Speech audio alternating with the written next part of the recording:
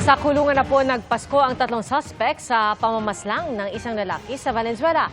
Lasing umano ang tatlong suspect at isa sa kanila ay dati nang nakaalitan ng biktima. Nakatutok si Bea Pinlac.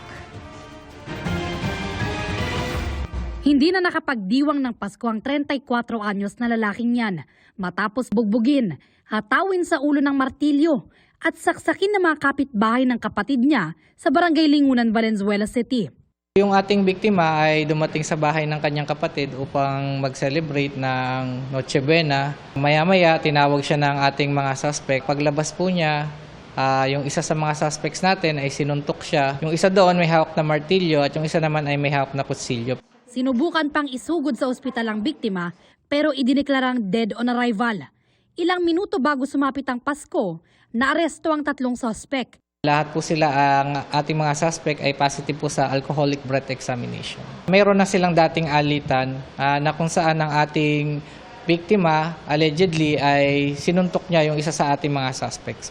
Reklamong murder ang isinampa laban sa mga suspect na sa kulungan na ng Valenzuela Police nagpasko. Nakuha lang po yung panic bit tungkol po sa nangyari. Tumanggi silang magbigay ng pahayag. Para sa GMA Integrated News, Bea Pinlac, nakatutok 24 oras.